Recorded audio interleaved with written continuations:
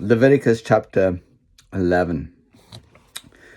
Now the Lord spoke to Moses and Aaron, saying to them, Speak to the children of Israel, saying, These are the animals which you may eat among all the animals that are on the earth. Among the animals, whatever divides the hoof, having cloven hooves, and chewing the cud, that you may eat. Nevertheless, these you shall not eat among those that chew the cud, or those that have cloven hooves. The camel, because it chews the cud and does not have cloven hooves, is unclean to you. The rock hyrax, because it chews the cud, but does not have cloven hooves, is unclean to you. The hare, because it chews the cud, but does not have cloven hooves, is unclean to you. And the swine, though it divides the hoof, having cloven hooves, yet does not chew the cud, is unclean to you. Their flesh you shall not eat, and their carcasses you shall not touch. They are unclean to you. These you may eat of all that are in the water. Whatever in the water has fins and scales, whether in the seas or in the rivers, that you may eat. But all in the seas or in the rivers that do not have fins and scales, all that move in the water, or any living thing which is in the water, they are an abomination to you. They shall be an abomination to you. You shall not eat their flesh, but you shall regard their carcasses as an abomination. Whatever in the water does not have fins or scales, that shall be an abomination to you. And these you shall regard as an abomination among the birds.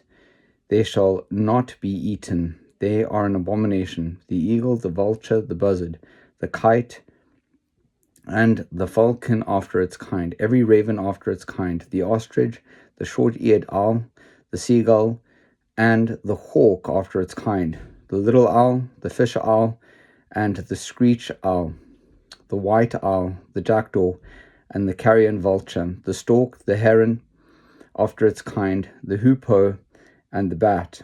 All flying insects that creep on all fours shall be an abomination to you. Yet these you may eat of every flying insect that creeps on all fours, those which have jointed legs above their feet, with which to leap on the earth. These you may eat. The locust after its kind, the destroying locust after its kind, the cricket after its kind, and the grasshopper after its kind. But all other flying insects which have 4 feet shall be an abomination to you. By these you shall become unclean. Whoever touches the carcass of any of them shall be unclean until evening.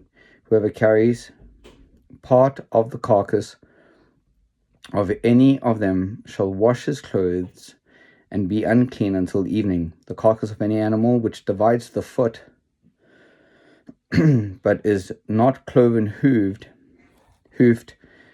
or does not chew the cud, is unclean to you. Everyone who touches it shall be unclean.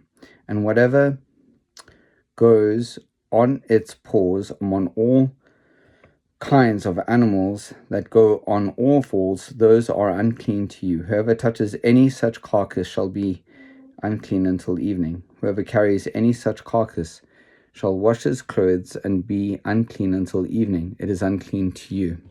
These also shall be unclean to you among the creeping things that creep on the earth, the mole, the mouse, and the large lizard after its kind, the gecko, the monitor lizard, the sand reptile, the sand lizard, and the chameleon. These are unclean to you among all that creep. Whoever touches them when they are dead shall be unclean until evening. Anything on which any of them falls when they are dead shall be unclean, whether it is any item of wood or clothing or skin or sack. Whatever item it is in which any work is done, it must be put in water, and it shall be unclean until evening, then it shall be clean. Any earthen vessel into which any of them falls, you shall break, and whatever is in it shall be unclean. in such a vessel any edible food among which water falls becomes unclean, and any drink that may be drunk from it becomes unclean. And everything on which a part of any such carcass falls shall be unclean, whether it is an oven or cooking stove. It shall be broken down, for they are unclean, and shall be unclean to you. Nevertheless, a spring or a cistern in which there is plenty of water shall be clean, but whatever touches any such carcass becomes unclean. And if a part of any such carcass falls on any planting seed which is to be sown, it remains clean. But if water is put on the seed, and if a part of any such carcass falls on it, it becomes unclean to you. And if any animal which you may eat dies, he who touches its carcass shall be unclean until evening. He who eats of its carcass shall wash his clothes and be unclean until evening. He also who carries its carcass shall wash his clothes and be unclean until evening. And every creeping thing that creeps on the earth shall be an abomination. It shall not be eaten.